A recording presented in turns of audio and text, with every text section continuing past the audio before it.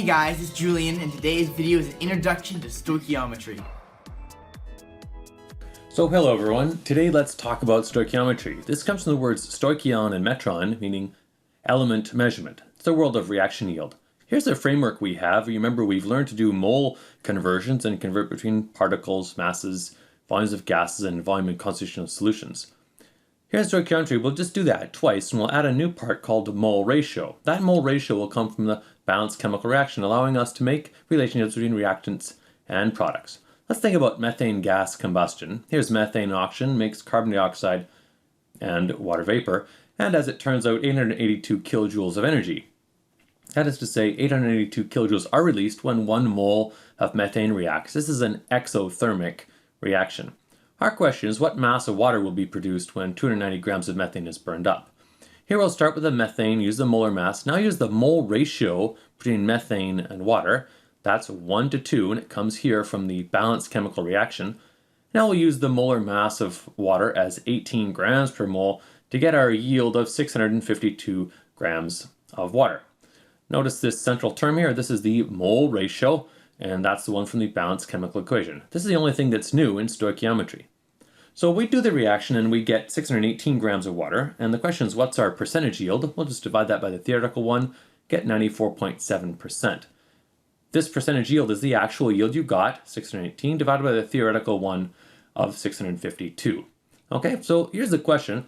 Why did we get less? Well, perhaps some water escaped due to an imperfect apparatus, or perhaps you did incorrect measurements, or the reactants were not pure, or maybe they're inaccurate measurements. You did technical mistakes, or possibly instruments had errors. And of course, there's the possibility that the reaction itself was incomplete. These two yellow ones here are sort of parts of reality, impure reactants and incomplete reactions.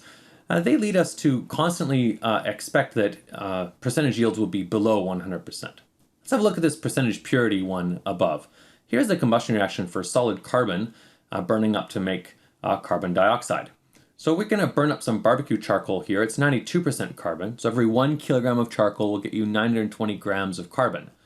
That's the main part of this problem. Here we have the molar mass of carbon and the mole ratio between carbon and carbon dioxide. It's 1 to 1 from above. There we have it. Make sure the units work. And 22.4 liters at STP is a mole of gas. And here we get 17,000 liters of carbon dioxide at STP. That's quite a lot of carbon dioxide. Now look at some solutions. Here's a reaction between solid zinc and hydrochloric acid. You've seen this one before, creating the zinc chloride and hydrogen gas.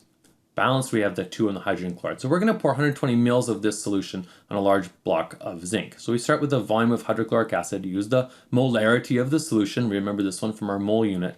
Now use the mole ratio between the hydrochloric acid and the hydrogen found here in the balanced chemical equation above. And finally the molar mass of a gas at STP, 22.4 liters.